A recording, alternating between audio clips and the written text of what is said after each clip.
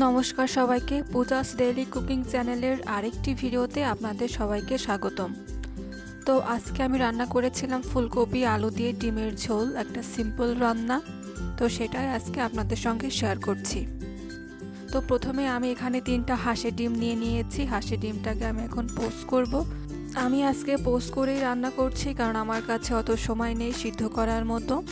তো আমি ডিমটার মধ্যে উপর থেকে দিয়ে দিচ্ছি লবণ, দিয়ে দিচ্ছি হলুদের গুঁড়া, দিয়ে দিচ্ছি শুকনো লঙ্কার গুঁড়া এবং লাস্টলি দিয়ে দিচ্ছি ভাজা জিরা ধনিয়ার গুঁড়া দিয়ে আমি সুন্দর করে ডিমটা এপিট ওপিট করে ভেজে তুলে নিব। কেন জানি না, ডিমটা সিদ্ধ করে রান্নার থেকে আমার কাছে পোস্ট করে রান্না করলে আমার বেশি ভালো লাগে, কিন্তু আমার হাজব্যান্ড আবার এটা পছন্দ করে না। কিন্তু আমি আজকে বললাম যে আমি আজকে ভিডিও করব, আমি তাহলে পোস্ট করে রান্না করি, আজকে দিনটা তুমি কষ্ট করে একটু খেয়ে নাও।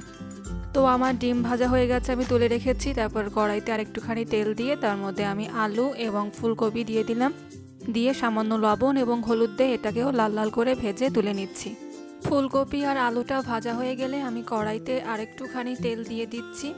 তেলের মধ্যে আমি কিছু জিরা ফোড়ন দিয়ে দিচ্ছি, একটা শুকনো ঝাল দিয়ে দিচ্ছি সঙ্গে, এবং একটি তেজপাতাও দিচ্ছি। দিয়ে তারপর আমি এর মধ্যে দিয়ে দিচ্ছি পেঁয়াজ কুচি।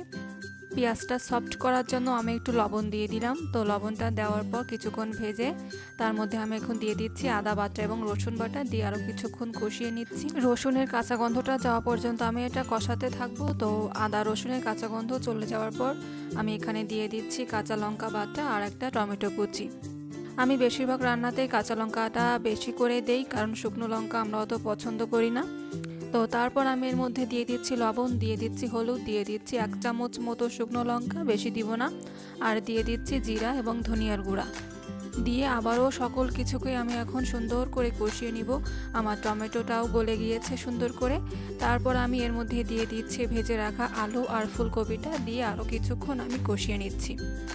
তো কষানো হয়ে গেলে এরপর আমি এর মধ্যে দিয়ে দিচ্ছি পরিমাণ মতো জল দিয়ে সব কিছু একসঙ্গে মিশিয়ে নিয়ে উপর থেকে ঢাকনা দিয়ে ঢেকে দিব কিছুক্ষণের জন্য।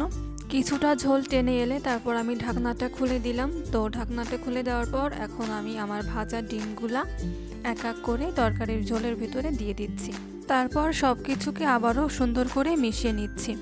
এরপর আমি কিছু আলু তুলে নিয়েছি একটা পাত্রে, ঝোলটাকে গাঢ় করার জন্য আলুগুলো আমি এখানে ম্যাশ করে দিচ্ছি। আমার বেশি পাতলা ঝোল একদমই পছন্দ নয়, সেই জন্য আমি আমার তরকারি রান্নায় প্রায় আলুটাকে এভাবে ম্যাশ করে নিই, যেন ঝোলটা একটু গাঢ় হয়ে যায়।